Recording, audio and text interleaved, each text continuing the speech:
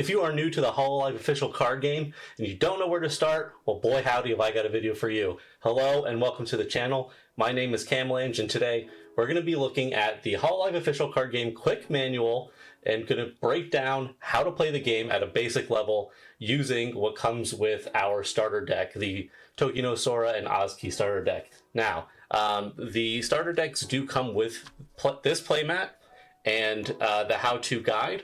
But for the sake of simplicity and everyone's viewing pleasure, we're going to jump between the real playmat and the online instruction manual. You can find this on the official HoloLive OCG website, link in the description down below. And if at any point in this video you are liking it, have questions, be sure to leave a like and a comment. Also, please subscribe and hit the bell so that you get notified of any future videos. It will greatly help the channel. Without further ado, let's get started with the basics. So, first of all, this game uses a holomem Oshi card. So, the Oshi card is going to be your primary card of the deck. If you're familiar with the one-piece trading card game, it operates as your leader, or in Magic, it's like a commander. So this is a card that's going to exist outside of your actual deck and is going to be always on the field. Your Oshi card also indicates how much life you have.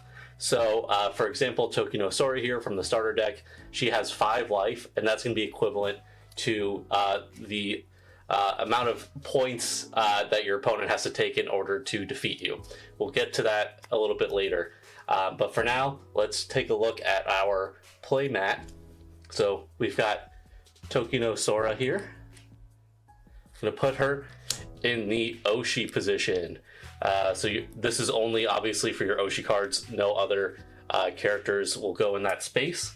The starter deck also comes with the option of playing with hOCG. She's unique in that she has 6 life. So let's center that bit. But we're going to use Sora for the sake of this example. Now, there's a lot on this board, but trust me, it's going to feel very simple as we continue to make our way through it. The other thing you're going to want to note about your Oshi card is that if you look at the bottom right, there's a symbol. That is basically like the type of card they are, like their attribute. So in this game, you have what's called Cheer. She is a white Cheer Oshi. So you're going to mostly want to use white Cheer cards in your main deck. That's another thing about your Oshi card is that you're really building your deck around this particular character. So that includes things like what their Cheer indication is. You'll also see that each Oshi has different abilities here. We'll get to them a little bit later, but for now, just know that there's a Oshi skill and a special Oshi skill. So just keep that in the back of your mind. So let's go back to the guide. Now, including other cards that stay outside of your main deck, you have what's called a Cheer deck. Think of Cheer as like your land or energy cards, but this time instead of living within the deck and having to draw them, you actually put them outside the deck. It's a deck that consists of 20 cards, and in this case, since I'm playing a blend of Tokyo and hOCG, my Cheer deck is going to consist of 10 white Cheer and 10 green Cheer. Remember, you can't have more than 20 Cheer cards, but you can mix and match the types of colors that you have in your Cheer deck, no problem. As you can see, it says you can include any number of Cheer cards of the same number, and that's going to go on our playmat. So let's check this out. So over here, this is where your Cheer deck goes. We're going to place it down right here. That's my Cheer deck. So far, so good. Okay, now let's talk about the main deck. So you create a deck of 50 cards consisting of holomem and support cards. So holomem, not Oshi holomem. And you can include up to 4 cards of the same number. But what's unique about some cards, for example, this debut Tokyo they have a little extra rule box in the bottom right. And I'm going to pull up one card now so you can see it a little bit better. They have an extra rule that tells you, center it.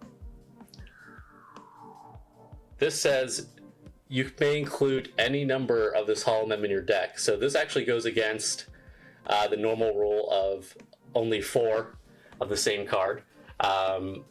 basically, if there's any extra rule box in the bottom right of the card, it's going to overrule anything that you see in the manual. So you're going to keep that in mind as well. And just for the sake of example, we're going to put her in the center position.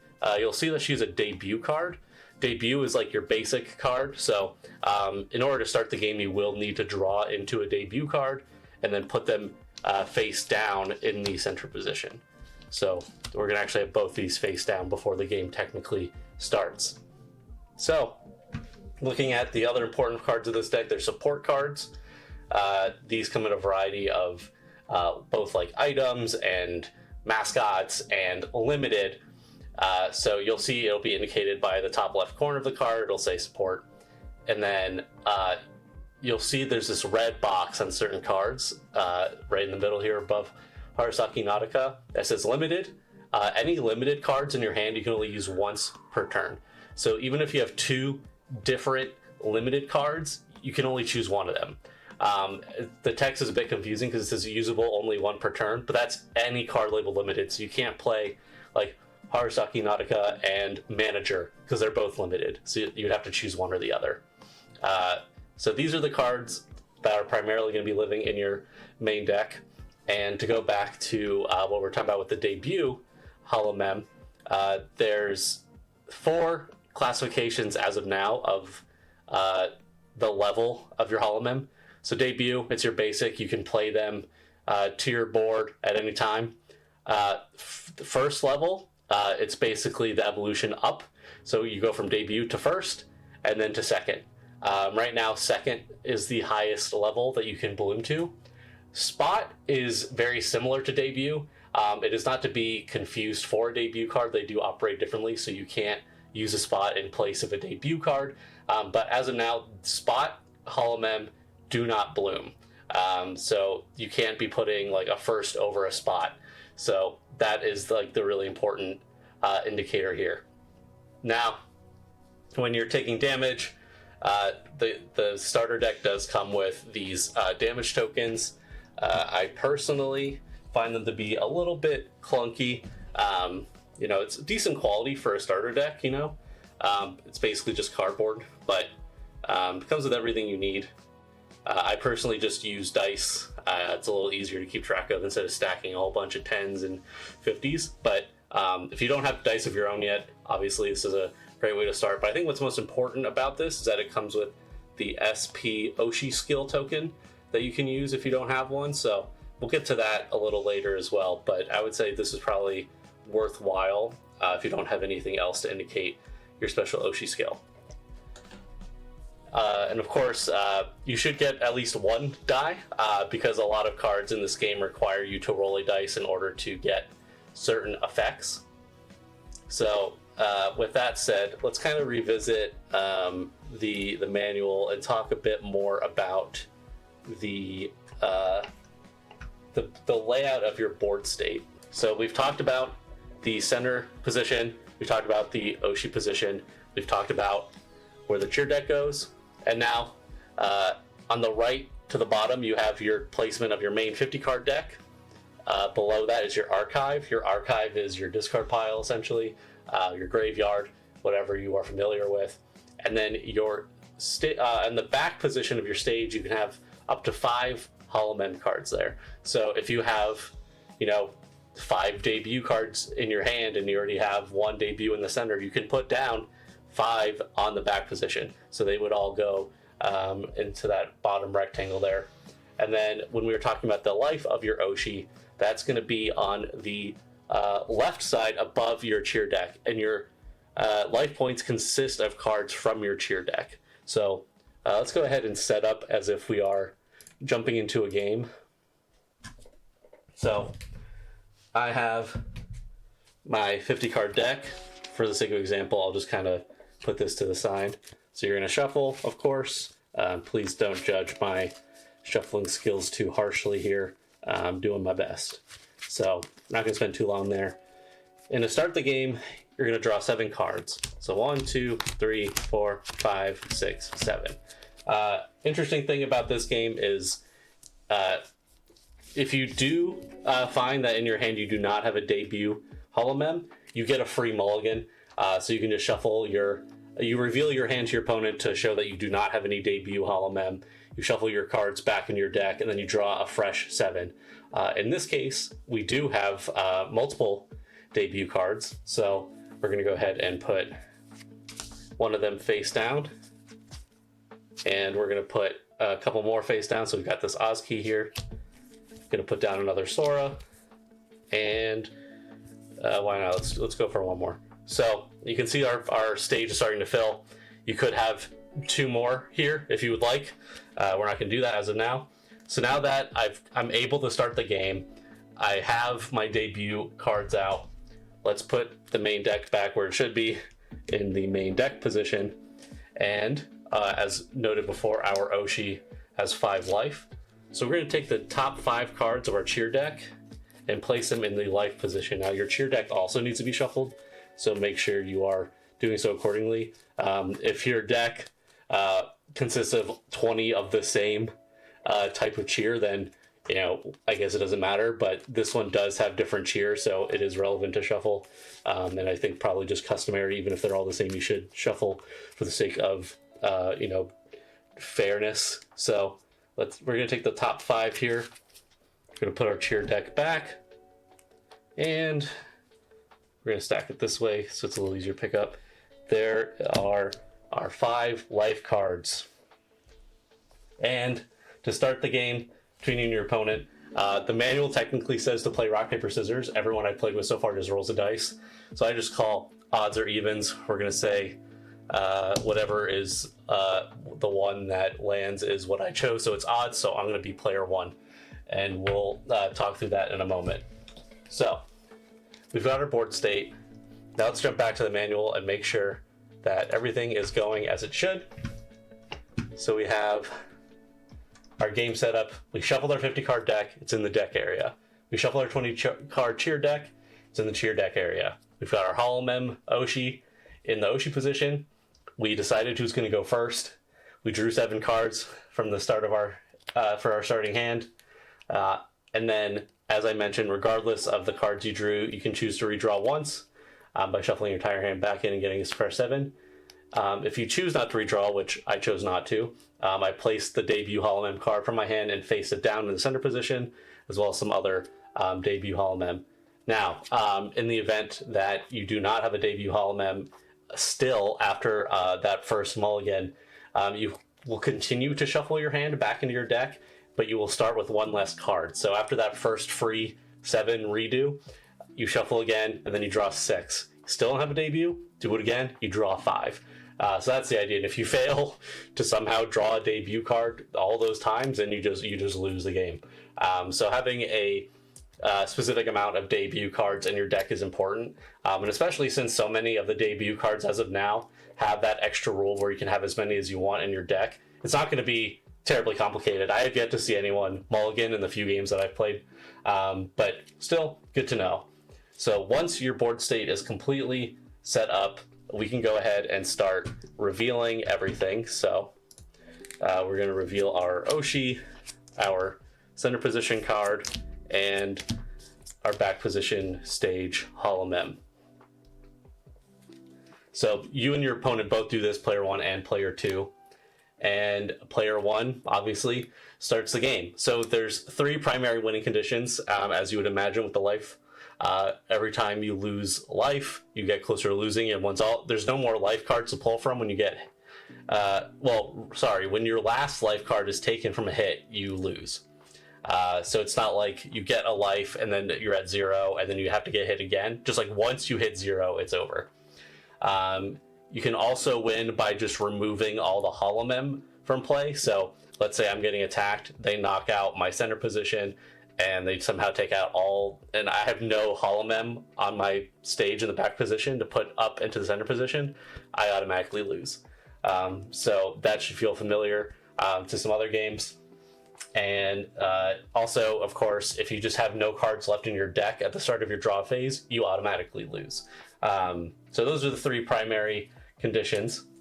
And we're going to go through and start as if, I'm going first. So at the start of the phase, you have your draw phase. So you draw 1 card. I drew a nice debut here. now, before you do anything else, you have the next phase, which is the cheer phase.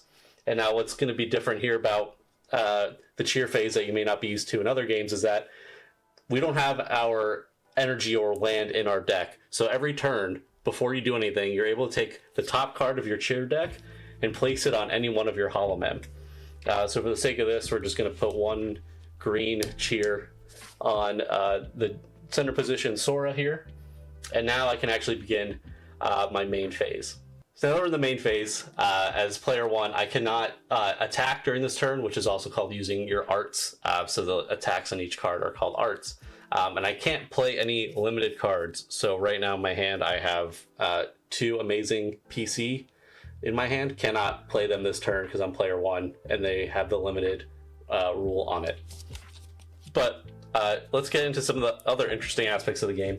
So you'll notice that some of these cards have other effects on them. So this one, for example, it has the collab effect. And we're about to get into collabing, which is the most unique aspect of this game. So this is where things are going to start to get a little unique, and I think this is where the strategy of the game really shines through. So for example, with this hOCG card, if you were to collab with her, you may roll a dice once. If it's 4 or less, send the top card of your cheer deck to your back holomem. So that's any holomem on your back position. Then if it is 1, so if you roll exactly 1, you may move this holomem to the back position. So in order to do that, let's go ahead and do a collab. So first, now you're going to learn what holo power is. You take the top card of your main deck and you place it in the holo power position or zone. Now I can take my hOCG, move her to the collab position, and that will activate her collab effect. So we'll roll a dice, and it's a 3. So according to her effect, if it is 4 or less, which it is, we did it, I can send a top card of my cheer deck to the back holomem. So I'll go ahead and draw off this. I get a green cheer, and it goes to someone on the back. So we'll put it under the other Sora here. So this is a good way to accelerate energy. And in order to do anytime you do a collab, you can only collab once per turn, and you have to do the cost of a holo power. So another thing you have to kind of manage while you're playing is trying to understand what cards are in your holo power and no longer in your main deck. This is what makes Iris a really strong card in some decks, where she's able to view your holo power, and then you can swap one of your holo power cards to the card in your hand. We'll save some of those specific strategies for later, but something really interesting to keep in mind. So we've collabed. I can't attack this turn, so I'll pass it to my opponent. During their turn, they would get to draw. They get to do their cheer phase, main phase, and they can actually attack this turn and play limited cards. So basically, player 2 has all the tools available to them. But for the sake of this video, we're going to go back to my turn. So I will draw a card, get to place a cheer during the cheer phase. We're going to put it. Actually, I did that a little out of order. So we're going to jump to my turn, and since I collabed with this hOCG last turn, before I go into my draw phase, there's what's called a reset phase. You have to rest any card that was collabing.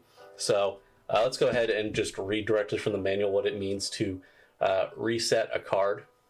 Turn all resting holomem on your stage vertical to make them active. So basically, if they were in the rest position, this is the active position. So move collab holomem to the back position. If it was moved, rotate that holomem sideways to indicate they are now resting. If there is no center holomem, choose a non-resting holomem from the back position and move it to the cheer position. If all holomem are resting, choose a resting holomem and move it from the back position to the center position. So basically, to recap that, in this board state, because I collabed with hOCG last turn, she would get moved to the back and put into the rest position. And that would have to take place before I draw or go into my cheer phase. Now let's say hypothetically, let's put her back here. Let's say when at my center position Sora was knocked out that turn. So her and the attached cheer will go to the archive, and then I need to put a non-resting holomem from my back to the center position. So we're going to just take that same Sora, put her there. Now, hypothetically, if both of them had been resting, I could choose either one of them and still put them in the center position. But if only Sora was active and we were still having one other in the rest position, then you have to choose Sora. So pretty straightforward. And also, now we'll go through the collab motion again, which is putting this in the back and having her rest. So now I can go ahead, start my draw phase, go into my cheer phase. I'll attach here, and let's talk more about the actual performance phase.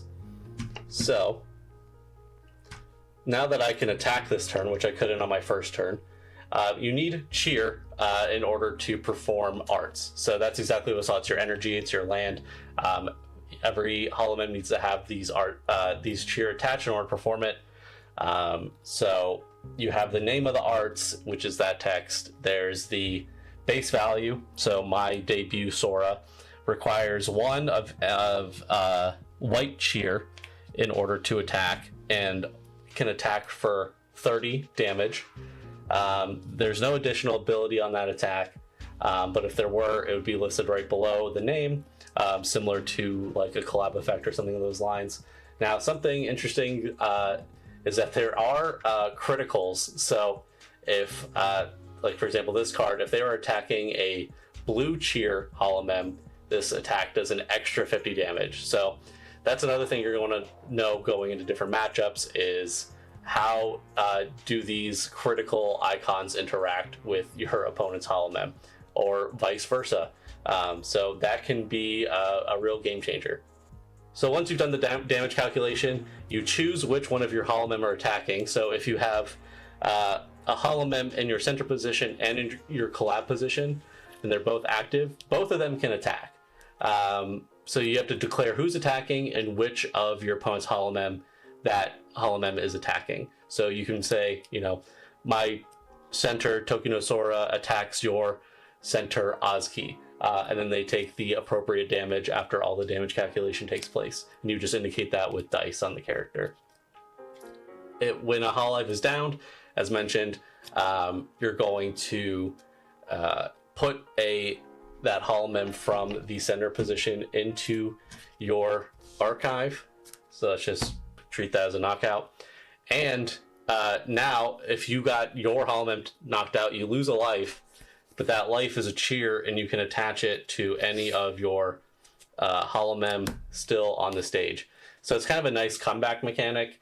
Instead of just getting totally steamrolled, you have a means of catching back up, powering up other holomem, and starting to prepare a counterattack for the next turn.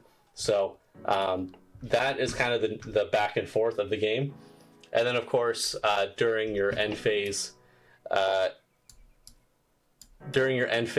any abilities that are marked as during this turn are now nullified. And if you don't have a center holomem, as mentioned earlier, you need to go back to step 3 of the reset phase and put a back holomem into the center position. Okay, so we talked about collab effects. We talked about extra rules. Let's talk about 2 other things that you can find. There's the bloom effect and the gift effect. So a bloom effect is an ability that activates when bloom occurs, referred to the main phase for how to bloom. We talked about how to bloom. So basically, if you've had a holomem, as soon as you play a holomem to the stage, they cannot bloom the same turn that they hit the stage. So you have to wait until your following turn to bloom.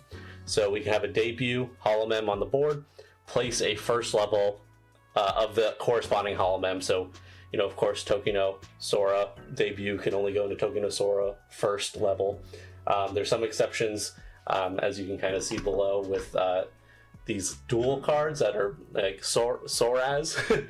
You have, you know, so hOCG can go from debut or to first Soraz if they don't want to go just straight into hOCG.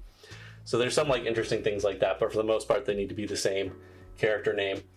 And then you can only bloom into second level once you've bloomed in the first level. And you can't bloom the same holomem multiple times per turn. So basically, turn 1, play down a debut. Your next turn, you can first bloom that debut. The turn after that, now you can go into second bloom. So again, pretty straightforward. But let's just read through the ways that it can't be performed just to make sure we're not missing anything. So you can't bloom on either player's first turn, so that's at the start of the game. You can't bloom a holomem that was placed or bloomed in the same turn, which we covered. Blooming to a lower level, so you can't go backwards. You can only go up. And then blooming to a holomem that has less HP than the current damage taken. So I haven't actually seen this, but theoretically, let's say your debut holomem has 100 HP, which is indicated by the top right on the card of your holomem, and then they'd have 90 damage on them, so they have 10 HP left. If the first of that bloom is a 90 HP holomem, you can't bloom. You can't like knock yourself out that way. So interesting rule clarification, not something I think we'll really see much of, but you know what? You never know. Games can be crazy. So we discussed how to collab. We put our card face down.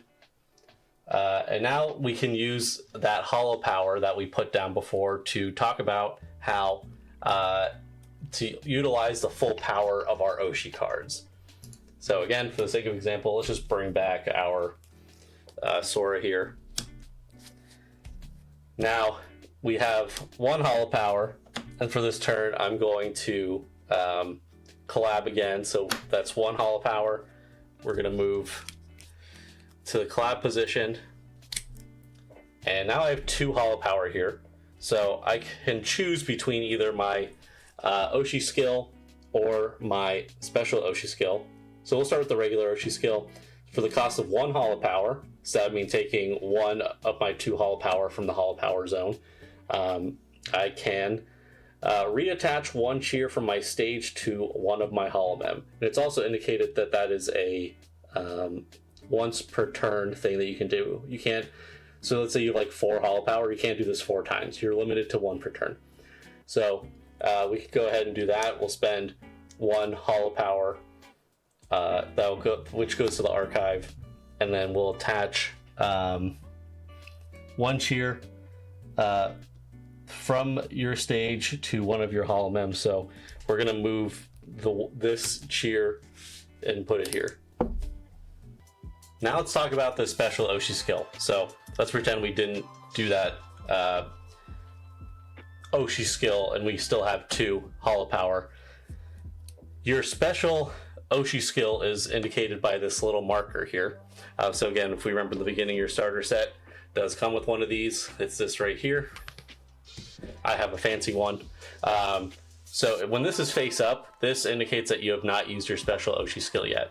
If you look, now this might be different depending on card rulings, but for the most part, you can only use your special Oshi skill once per game. So if I want to go ahead and activate my special Oshi skill, I have to flip this to show that I've used it for the game, and then I have to pay 2 holo power, so both of these holo power go to the archive. And that now activates her special Oshi skill, which is once per game, I can swap my opponent's center holomem with 1 back holomem.